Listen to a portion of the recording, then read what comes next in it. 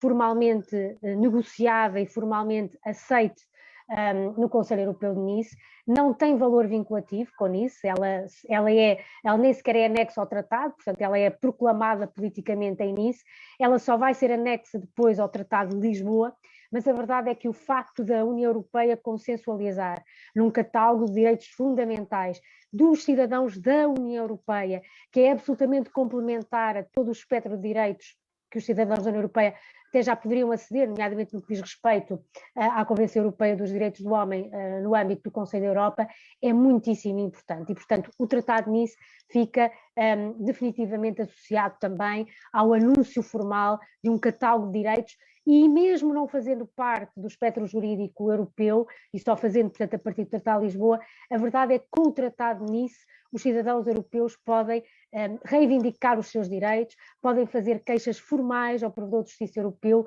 para fazerem valer os direitos que estão plasmados nesta Carta. E o terceiro e último contributo, que me parece que é fundamental quando olhamos para o Tratado de Nice, é na dimensão de segurança e defesa. Nós não podemos ver o Conselho Europeu de Nice de 2000 desgarrado de uma série de conselhos europeus anteriores que já definem muito bem aquilo que é um objetivo estratégico da União Europeia em termos de segurança e defesa, e aí claramente o objetivo de Helsínquia de 99 traça aqui um objetivo muito comum, que é até 2003 a União Europeia se dotar de capacidades para ser um verdadeiro ator de gestão de crises, mas desse ponto de vista Nice consagra formalmente toda a órbita que os conselhos europeus anteriores têm vindo a tratar em termos de gestão de crises e no âmbito do segundo pilar, no âmbito da política externa, reforça a dimensão do controle político e a direção estratégica das operações. Mas mais do que isso, e essa é que é para mim a grande inovação do Tratado de Nice, institucionaliza a possibilidade dos Estados-membros acionarem cooperações reforçadas entre si no domínio da política europeia e segurança comum, desde que não incidam sobre questões militares ou domínio da defesa. Claramente que é uma abertura para que aqueles que queiram avançar mais na integração o possam fazer e aqueles que por algum motivo ainda não estiverem preparados para estar na linha da frente, não o estejam logo no imediato, mas se a qualquer momento também quiserem apanhar esse comboio, podem fazê-lo. Portanto, eu diria que efetivamente são estas as três grandes heranças do Tratado de Nice, 20 anos depois, o alargamento aos 10 países que fazem parte da órbita sobretudo do leste e do Mediterrâneo, a dimensão da Carta dos Direitos Fundamentais da União Europeia, formalmente anexada ao Tratado de Lisboa, mas sem dúvida alguma que esse catálogo de direitos fundamentais é iniciado em Nice e é a Nice que se deve toda a negociação que levou a esta formalização depois em Lisboa e, por fim, o reforço da ambição do ator de segurança e defesa da União Europeia com a perspectiva da possibilidade de cooperações reforçadas, possibilitando que, efetivamente, a partir de 2003, a União Europeia se dote de instrumentos e capacidades que lhe permita ser um verdadeiro ator de gestão de crises. Já agora uma última referência, e o Ricardo também falava disso, o Tratado de Nice antecipa e antecede os trabalhos de uma convenção sobre o futuro da Europa que são muito importantes e que depois culminariam nos trabalhos conducentes a um projeto de tratado que estabeleceria uma Constituição para a Europa, que nunca foi aprovada por falta de ratificação, desde logo da França e da Holanda, mas a verdade é que muito daquilo que Nice antecipou foi depois formalizado no Tratado de Lisboa e, portanto, de alguma forma, aquilo que Maastricht e Amsterdão não conseguiram resolver, Nice conseguiu em parte, mas muitas das questões de Nice, que também não foram totalmente resolvidas, depois foram, em definitivo, consagradas no Tratado de Lisboa. Muito obrigado, Ana Isabel Xavier. Liliana Reis, por favor.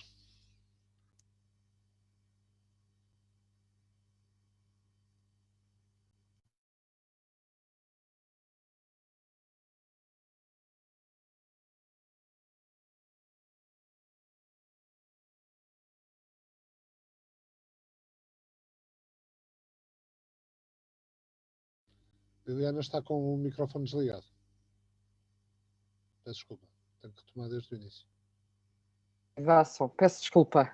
Tem que ser desde o início. Sim, sim. Eu estava a partilhar que a Ana, como já introduziu aqui, três questões fundamentais, nomeadamente no domínio da política europeia de segurança e defesa, aliás, que Nice altera a própria semântica e confirma do ponto de vista desta política, a denominação de Política Europeia de Segurança e Defesa, parece-me que para não haver repetições, seria importante também, até porque este tratado, como já foi referido, apesar de ter sido assinado a 15, foi pensado para 25, há aqui uma reforma institucional muito importante.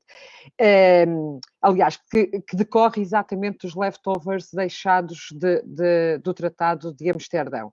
Ora, do ponto de vista do plano institucional, na perspectiva do próprio alargamento da União Europeia, havia questões em sede do Conselho da União Europeia e da Comissão muito relevantes que se colocavam perante o alargamento, nomeadamente naquilo que decorria do processo de tomada de decisão interno a nível institucional, ou seja, com mais Estados-membros, como é que nós poderíamos efetivamente resolver bloqueios ou possíveis bloqueios do ponto de vista institucional. Bem, e aí nisso confrontam-se, de certa forma, as posições entre os países grandes da União Europeia e os países médios e pequenos, nomeadamente nestes dois órgãos, no Conselho da União Europeia e na Comissão. Os países pequenos queriam um comissário por cada Estado-membro, o que os países grandes veriam era efetivamente que perderiam a hipótese de 2 comissários na Comissão Europeia, e em sede do Conselho da União Europeia houve uma discussão bastante relevante do número de votos que iriam ser consagrados a cada Estado-membro. Então, o que nós observamos é, de certa forma, aquilo que seriam algumas das frições entre os Estados-membros, que se mantêm, de certa forma, até hoje, não do ponto de vista do Tratado de Lisboa, mas aquilo que nós falamos às vezes da falta de solidariedade que se observa. Na verdade, o resultado da revisão de Nice foi o estabelecimento de novas ponderações para as votações, quer no Conselho. Basta notar, por exemplo, que os 4 maiores, nomeadamente a Alemanha, a França, a Itália e depois Espanha, teriam 29 e 27 votos, enquanto, por exemplo, Portugal, Bélgica e Grécia passariam para 12 votos cada. Mas há outra questão que se coloca aqui, por exemplo, em sede do Conselho, é que houve, ou seja, também para não permitir um bloqueio no Conselho, houve muitas das votações, aliás, creio que, não sei se foi a Ana, se foi o Ricardo, também já sublinharam, que passaram da unanimidade para a maioria qualificada, exatamente para agilizar, como referia, este processo. Ou seja, esta questão é efetivamente importante e tem uma tradução não no segundo pilar, que mantém-se a unanimidade, mas tem importantes desenvolvimentos no primeiro e no terceiro pilar, aliás, que vinha de Maastricht. Até porque a ponderação dos votos no Conselho passa a assumir uma importância crucial em face da redução dos casos de votação pela questão da unanimidade e do alastramento a situações contempladas no tratado, em que a decisão passa a ser efetivamente tomada por maioria qualificada. Relativamente à Comissão, fica estabelecido que o número máximo de comissários são 27, ou seja, quase para impedir que alargamentos sucessivos não venham a condicionar comissários ou um possível órgão colegial na Comissão ilimitado. E isto também me parece muito importante. Relativamente à política comum de segurança e defesa, cumpre-me sublinhar também a emergência de órgãos, nomeadamente o Comitê Político e de Segurança passa efetivamente para a denominação para Comitê Político e de Segurança, e também é instituído, ou seja, esta arquitetura em torno da política comum de segurança e defesa fica efetivamente lançada a partir de nisso. É criado também o centro de satélite e o Instituto de Estudos de Segurança. E há algo também muito importante, que é a União da Europa Ocidental fica, a partir de Nice, com um papel claramente residual e que levaria, claro, à sua extinção.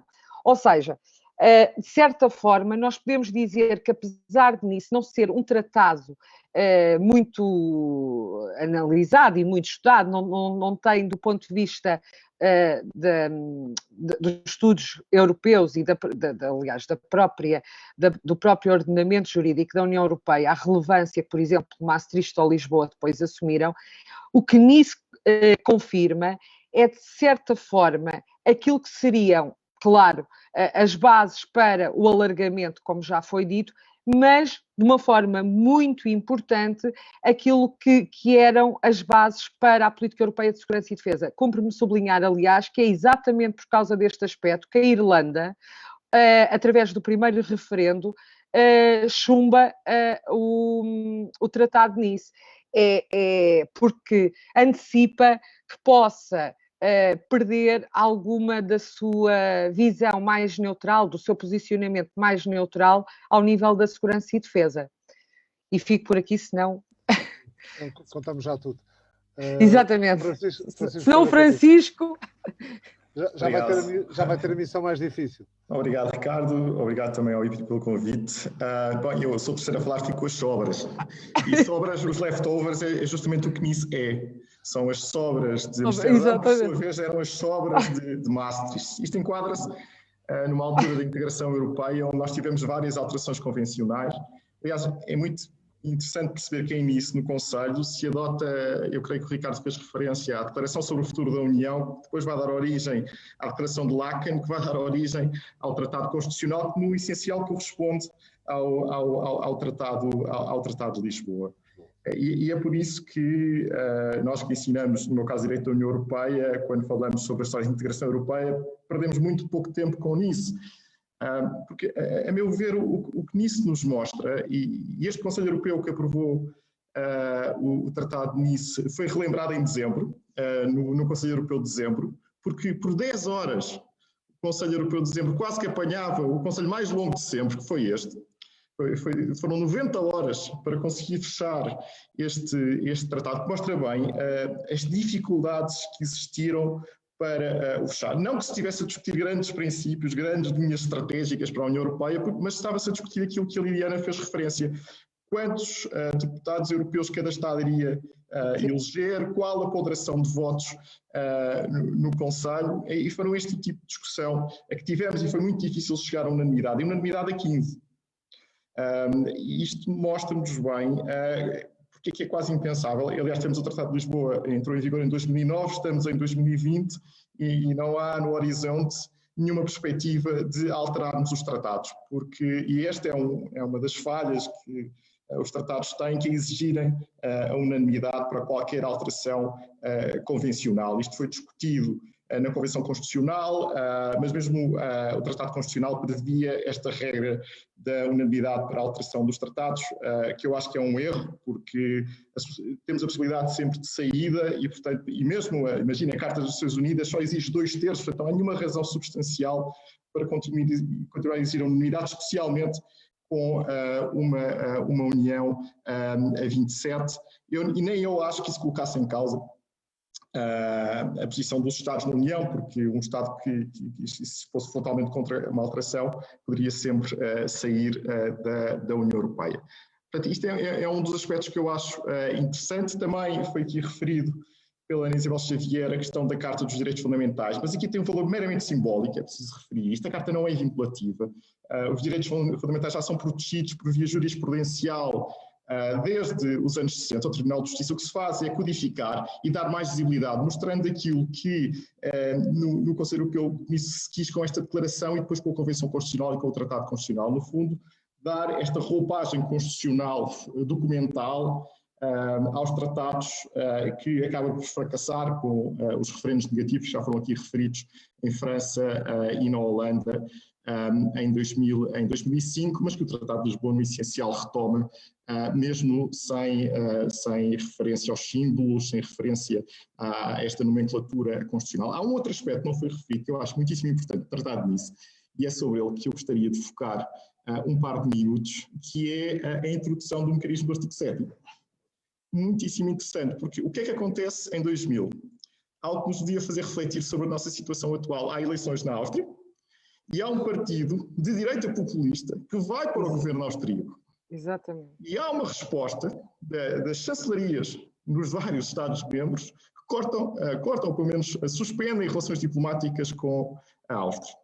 Mas reparem, é um partido minoritário de direita popular, populista ou extrema-direita, como quiserem qualificar, austríaco, que vai para o governo. Imaginem a situação em 2020, onde temos vários governos, não minoritários, mas maioritários em vários governos europeus, como é o caso da Polónia, como é o caso da Hungria.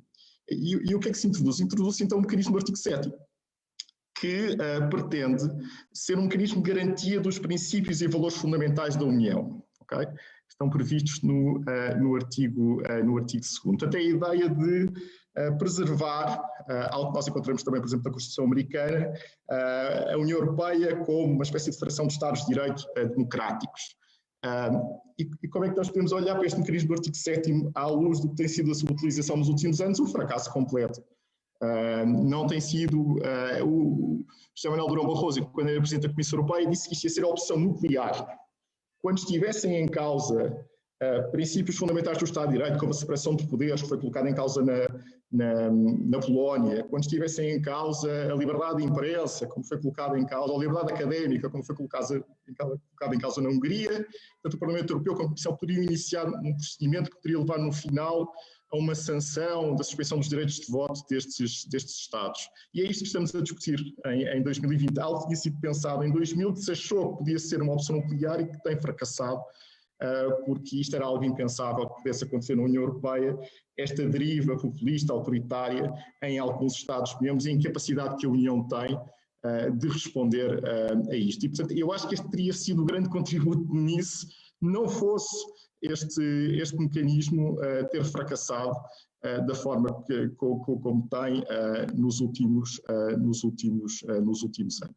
E, portanto, no essencial, parece-me ser isto que nisso nos traz, porque o Tratado de Lisboa, o Tratado Constitucional, veio alterar as ponderações de voto que a Liliana fez referência, os equilíbrios que foram aqui discutidos foram novamente discutidos na Convenção Constitucional e, portanto, foi uma discussão que teve aquele momento histórico. É evidente que nós precisávamos nisso porque tínhamos os alargamentos e a União não estava preparada institucionalmente para esses alargamentos, mas a decisão política sobre os alargamentos já tinha sido tomada muito antes. Aliás, em certo sentido, tinha sido tomada na Declaração Schuman, quando se diz, bem, vamos abrir a União a qualquer Estado europeu que pretenda ter estes princípios e valores. E, nesse sentido, o artigo 7º é muito importante. E pensem bem quais são os Estados que entraram em 2004 e quais são os Estados que estão a violar o artigo 7º. Não deixa de ser caricato, não é? Numa altura em que nós dissemos temos aqui Estados que podem aderir à União Europeia porque cumprem estes princípios e valores, mas vamos colocar aqui o artigo 7º, mas não por causa destes Estados, por outros Estados que já tinham entrado, neste caso em 95, e são estes Estados onde nós vamos ter situações problemáticas no que diz respeito ao cumprimento destes princípios. E isto é absolutamente estruturante para o direito da União Europeia, o cumprimento destes princípios. Absolutamente estruturante. E a verdade é que eles não estão a ser cumpridos. E nesse sentido, nisso falha. E falha de uma forma mesmo espetacular, na minha opinião. E o que é que, Francisco, o que é que pode ser feito para que fossem cumpridos? O problema é mesmo o mecanismo como ele está desenhado, não é? Não há nada a fazer. Não há absolutamente nada a fazer. A única hipótese que nós teríamos seria termos a possibilidade de expulsar um Estado-membro no limite, mas isso não é possível. Em termos constitucionais, nós temos aqui um problema, e é um problema para o qual não há propriamente resolução. Temos a regra da unanimidade na alteração dos tratados, que não nos permite alterar os tratados, e esse é um problema, por si só, e por outro lado, o mecanismo do artigo 7º, que exige unanimidade, e não tem sido possível encontrar nenhuma solução jurídica que permita. E aquilo que se pensava é que a utilização do mecanismo do artigo 7º seria suficiente para isto ter uma influência clara nestes Estados-membros. Mas a verdade é que isso não aconteceu, pelo menos não tem acontecido. Mas tornava-se mais necessário, a Liliana falava da ponderação de voto, tornava-se cada vez mais necessário alargar a mais matérias as decisões por maioria qualificada? Curiosamente, em Nice não há um alargamento das decisões para maioria qualificada, mas não sobre matérias muito relevantes, na verdade. Isto vai ser feito mais em Lisboa, com o Tratado Constitucional e depois em Lisboa. Mas a minha questão era daqui para a frente, porque apesar de tudo continua a haver bloqueios, condicionalismos, alguma barganha política que os Estados-membros acabam por fazer quando eles dependem da aprovação desta ou daquela matéria. Era importante aumentar o número de matérias ou de áreas em que as decisões fossem tomadas por maioria qualificada? É sempre muito importante alargar o número de matérias em que se decide por maioria qualificada, mesmo nós sabendo que depois as matérias geralmente não são decididas por consenso pelos Estados. Mas é muito diferente decidir sabendo-se que podemos ser ultrapassados, portanto não temos um veto, do que estarmos a decidir sabendo que temos um veto. E portanto, é sempre importante que as decisões não sejam tomadas por que haja mais domínios sujeitos a maioria qualificada. Eu dou-lhe um exemplo. A questão da recolocação de refugiados foi uma decisão que foi forçada a maioria qualificada contra a vontade da Hungria e salvo erro, da Polónia, da Eslováquia. O que é que isso adiantou? Esses Estados depois não cumpriram. E depois não houve forma de exigir o cumprimento dessa, porque os Estados é que têm que implementar depois o direito da União. Portanto, às vezes, mesmo estando a decidir sobre maioria qualificada, de nada adianta usar a maioria qualificada, porque depois não temos nenhuma garantia que os Estados vão cumprir, especialmente quando estamos a falar em matérias tão sensíveis para aqueles Estados, para os governos, para aqueles Estados, para aquelas populações, por muito irracionais que elas sejam. Agora, o facto de decidirmos por maioria qualificada tem, obviamente, influência na forma como os Estados se comportam no Conselho, isso não tenho dúvida. Liliana, ou seja, de 20 anos depois do Tratado de Nice e com a União, primeiro a 25, depois a 27, 28, agora outra vez a 27, a União tornou-se uma coisa mais ou menos ingerível. Não, eu por acaso tenho um grau de otimismo face à União Europeia ainda bastante vasto. Eu acredito que, e aliás, e por isso é que falei da questão do processo de decisão, efetivamente Nice revelou que com mais Estados era mais difícil gerir, mas havia instrumentos, nomeadamente do ponto de vista normativo, que vinculassem os Estados a outro rumo.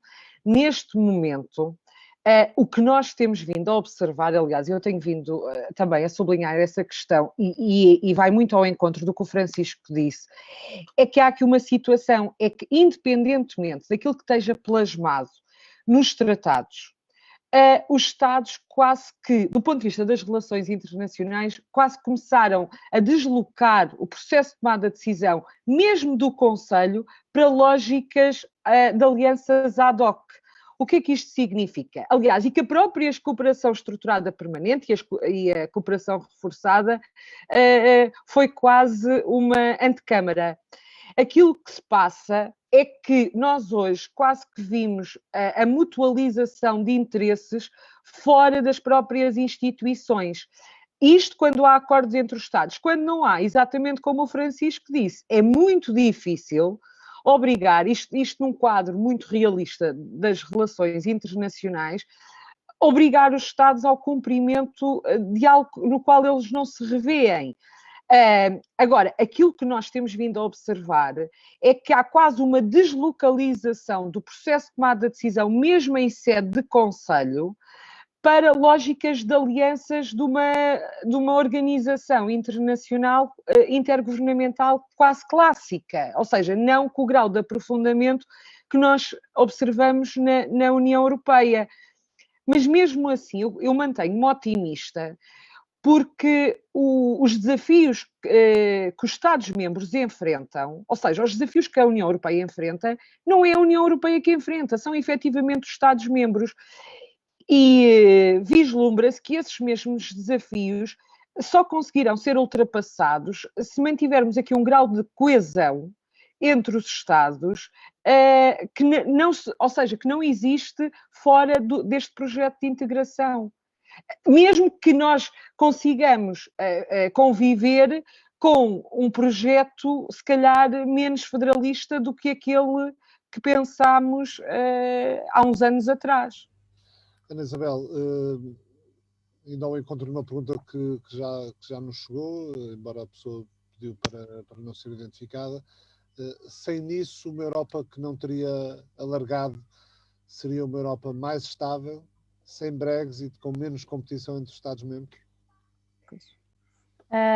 Não sei se consigo acompanhar esse racional, admito, porque na verdade a Nice traz exatamente a unificação da Europa. E é muito curioso, porque nós já falámos aqui dos elefantes na sala, não é? Que é a Hungria e a Polónia. E a verdade é que a Hungria, a Polónia, mas também o Chipre, a Estónia, a República Checa e a Eslovénia, em 98, quando iniciaram as suas negociações de adesão, foram considerados os 6 países de um espectro maior, melhor preparados para entrar na União Europeia. E mesmo na altura houve 2 princípios fundamentais. O primeiro é que era um princípio de diferenciação, ou seja, cada país avançava conforme os seus esforços de preparação à adesão. E é por isso que a duração das negociações variou de país para país, em função dos progressos realizados por cada um. Mas depois o outro princípio que era importante salvaguardar é que havia uma série de elementos que poderiam ser diferenciados de país para país, mas havia uma agenda comum e por isso estes 10 entraram em conjunto. E um dos elementos que era comum era exatamente o respeito pelos direitos das minorias.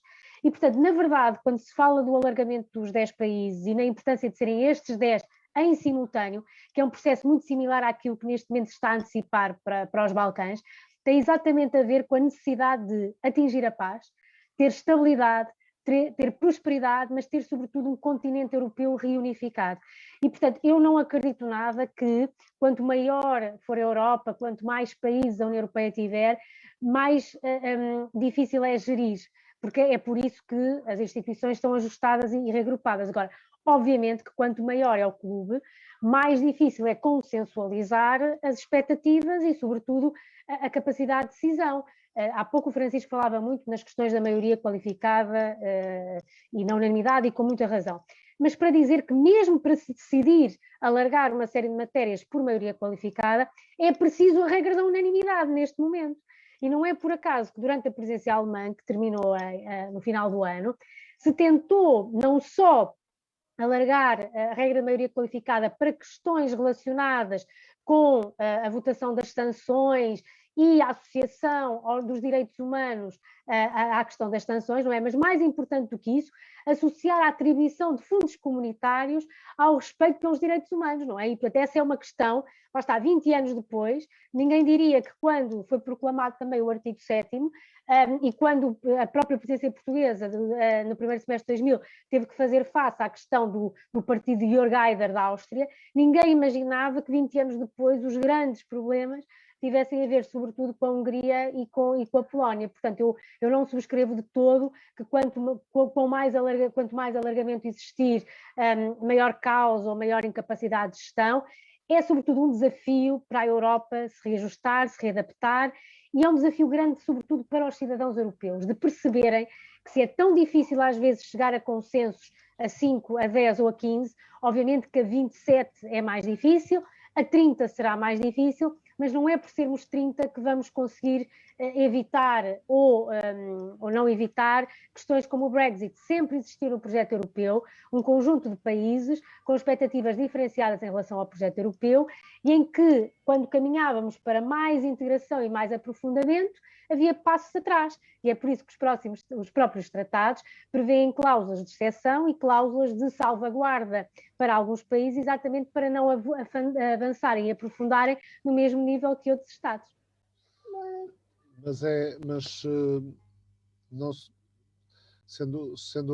Estando a União a 27 e não se torna inevitável que, fruto das dinâmicas que vão sendo geradas, que haja cada vez mais tendência para os países se agruparem, perdoem-me a repetição, em subagrupamentos regionais. Claro. Ou seja, o que há com o grupo de Visegrad, o que há nas reuniões dos países do sul da Europa, poder multiplicar-se das mais variadas formas. Claro que sim, mas isso já existia há 20 anos atrás para esta negociação do alargamento a 10. Já na altura, países maiores e países médios receavam com propriedade esta perspectiva de um alargamento, antes de mais o facto de serem 10 ao mesmo tempo, mas sobretudo aquilo que viria a trazer enquanto desafios a esta disparidade regional.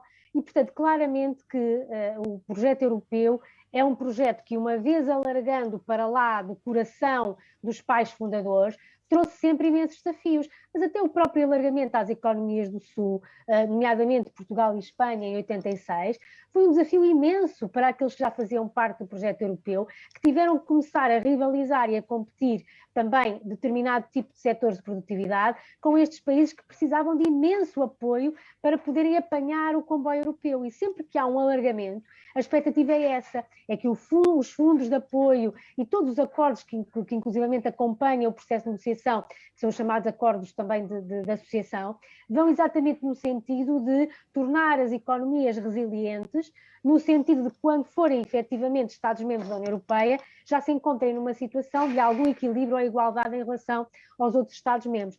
Mas, pessoalmente, aquilo que eu considero ainda mais importante não é tanto a dimensão económica ou social, porque, na verdade, eu acho que se consegue nivelar de alguma forma essa capacidade de resposta por regiões, mesmo existindo grupos divisórios, mas para mim mais complicado é perceber que, do ponto de vista político e do ponto de vista do respeito pelos direitos humanos e da boa governação e do Estado de Direito, parece que há ainda um longo caminho por fazer. Ou seja, o debate que se tinha há 20 anos atrás, ou ainda antes, quando se lançaram os critérios de Copenhague em 93, são ainda mais importantes em 2021. Nós sabemos que há critérios de adesão, mas claramente, isto também vai ao encontro do que o Francisco estava a dizer, claramente não há propriamente critérios de manutenção ou de permanência no clube europeu que permita que existam sanções suficientemente pesadas para os Estados-membros perceberem que as suas ações têm consequências. Pela questão da regra da unanimidade e pela questão dos grupos divisórios e pela questão também do apoio que os grupos vão dando uns aos outros, claramente que se percebe que nos momentos fulcrais de votação de sanções, há sempre Estados que vão votar contra essas mesmas sanções, penalizando assim qualquer regra de unanimidade que exista. Portanto, claramente que esta divisão por regiões existiu sempre, vai continuar a existir, temos é que tentar enquadrar essa divisão não como uma ameaça, mas como algo que faz parte do ADN do projeto europeu e que pode ser potenciado em velocidades diferentes, mas em que todos se sintam parte do mesmo comboio europeu. O problema é quando, e se a pandemia e se a resposta à crise não for suficientemente eficaz nesse sentido, o problema é se efetivamente os Estados deixarem de sentir vontade de estar dentro do comboio, como esteve o Reino Unido. E aí é que é o grande desafio para a União Europeia e para as suas instituições. Francisco, ainda que não haja previsão dos tratados a curto e médio prazo poderem ter alterações, ou haver um novo tratado, não prevê que possa haver mudanças em termos de opções que as instituições europeias tenham relativamente aos regimes sancionatórios, isto é, ainda recentemente tivemos, quando a questão dos direitos humanos iria aparecer uma condicionalidade que iria pesar sobre determinados países, nomeadamente a Hungria e a Polónia, mas não só, veio a ameaça húngara e polaca de não aprovar o Plano Europeu de Recuperação e Resiliência. E, portanto, ficou tudo igual, não é? Nós podemos olhar para os tratados de uma forma estática e eles não mudam desde 2007, 2009, com a entrada em vigor do Tratado de Lisboa, mas temos que olhar para eles de uma forma não estática. Há aqui alterações informais aos próprios tratados que resultam da jurisprudência, da prática dos Estados. E o que é que nós vimos justamente no ano passado? Uma nova alteração, quer dizer, tabus como a possibilidade de emitirem dívida comum os Estados, não é? Nós verdadeiramente só avançaremos na integração política quando tivermos taxation, né? Aquela ideia, os americanos declararam independência por causa do princípio no taxation without representation. A União não há impostos europeus. Okay? Mas já vamos ter aqui uma dívida uma emissão de dívida comum e uma política redistributiva, que era algo completamente impossível. Se estivéssemos a ter esta discussão há um ano, ainda antes da pandemia, isto seria algo completamente impensável nesta fase do processo de integração europeia, porque implica avançarmos justamente para dimensões muito políticas. Eu só tenho uma pequena discordância com a Isabel Xavier quando ela fala da reunificação europeia. Quer dizer, o problema é este, é que os europeus nunca estiveram unificados com esta geografia, isso nunca aconteceu na história, e portanto isto é um projeto completamente novo. E eu olho muito para a União Europeia como algo que não está propriamente a caminho de um Estado federal. Nós temos aqui os Estados-nação que utilizam a União Europeia para responderem aos problemas dos seus cidadãos. É claro que nós criamos os cidadãos europeus e há aqui uma identidade europeia que está em formação, mas nós não sabemos exatamente qual é que ela é. Aquilo que nos diz do Eurobarómetro é que há muitos poucos europeus que se identificam como estritamente europeus. As nossas identificações continuam a ser nacionais. Isto são tudo comunidades imaginárias, estas coisas alteram-se. Claro, com esta alteração que foi agora introduzida, não é? Com esta possibilidade da Comissão, e vimos agora a Comissão com as vacinas, quer dizer, tudo isto são mudanças enormes na própria percepção que os cidadãos têm da União Europeia. Eu acho que é das coisas mais importantes para a integração europeia eu ter visto o Marcos Mendes a incluir a Presidente da Comissão como uma possibilidade para a personalidade do ano, o que significa que ela tem a Comissão Europeia. Porque há uma outra alteração informal aos tratados que é muito importante. Sabem quantas vezes é que o Conselho Europeu reuniu o ano passado? 13 vezes. 13 vezes. Portanto, um órgão de cúpula, de condução política, que segundo os tratados devia reunir 4 vezes, reuniu-se 13 vezes. Muitas vezes no Zoom, é certo. O que significa que está ali o governo europeu, na verdade, não é a Comissão, é ali. É puramente intervento, mas atenção, não interventar na lógica do direito internacional, porque se reúnem 13 vezes. Quando se reúnem 13 vezes é porque tem muita matéria para discutir.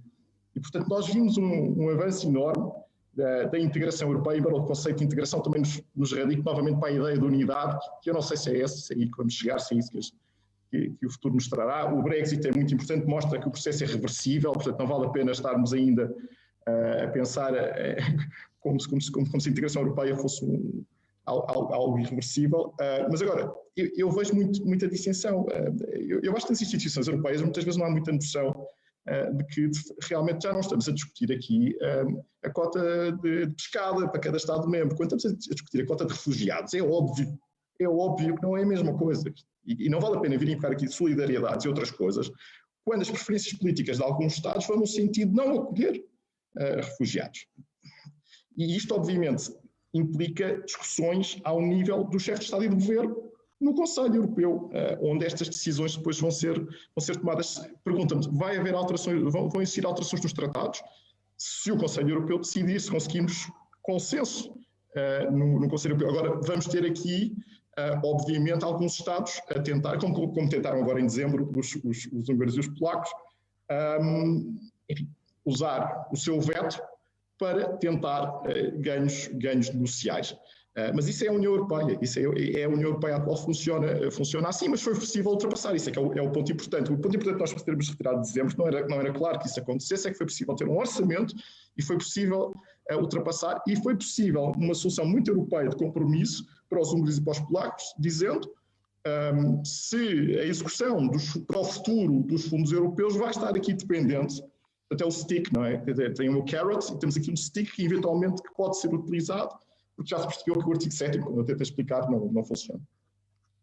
Portanto, para terminar, vamos pegar no otimismo da Liliana e perguntar onde é que estaremos daqui a 20 anos, daqui a outros 20 anos. Bem, eu espero que continuemos, e agora recuperando a Ana e o Francisco, eu espero que mantenhamos a nossa statehood, ou seja, a nossa nacionalidade portuguesa e a nossa membership europeia. A questão é esta, é que elas não conflituam. E o problema é que nós, durante muito tempo, aliás, os Estados-membros da União Europeia, na literatura, por exemplo, em inglês, eram sempre Portugal, European Member State, ou Member State. Ou seja, quase que deixou de ser um nation state.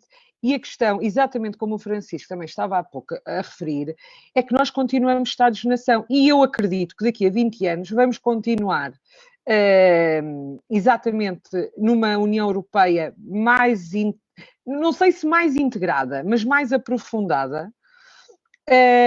E não é por causa disso que deixamos de negociar ou de regatear os nossos interesses em sede do Conselho ou em sede de lógicas de alianças próprias, mesmo do ponto de vista regional, aquilo que nós há pouco apontávamos.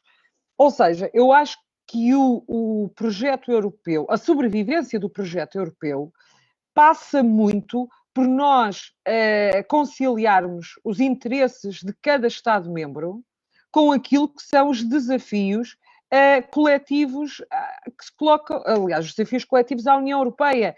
Não é possível nós, ou alguns Estados, tentarem alienar os interesses dos outros Estados, até porque há aqui uma questão que é a democracia e aquilo que são as escolhas dos eleitores desses mesmos Estados-membros, e, de certa forma, aquilo que são os desígnios da União Europeia enquanto organização coletiva. Agora, o que me parece, e eu nisto subscrevo o que o Francisco disse, é que o caminho federalista da União Europeia é muito provável que daqui a 20 anos não esteja, de facto, realizado. Ou seja, eu vejo uma lógica, olho para a União Europeia e vejo uma União Europeia com lógicas claramente mais intergovernamentais.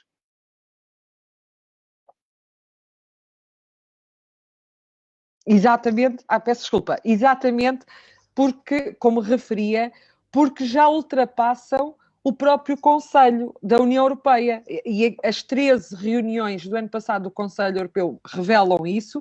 Os alinhamentos entre alguns blocos regionais revelam isso. E aliás, o bate-pé de alguns Estados-membros também nos evidenciam que a decisão de Bruxelas não pode ser top-down, ou seja, o processo vai ter que ser muito mais de baixo para cima, dos Estados-membros para cima. E a mutualização destes interesses vai ter que ser muito maior. Ainda por cima, se avançarmos para um alargamento nos Balcãs, como se prevê. Nem que seja para as calendas. Exatamente. Muito obrigado a todos pela vossa disponibilidade e pelos vossos contributos. Foi um prazer estar convosco. Obrigado a todos os que participaram e estiveram atentos. E alguns colocaram questões. E voltamos a ver-nos em breve. Muito obrigado. Boa tarde.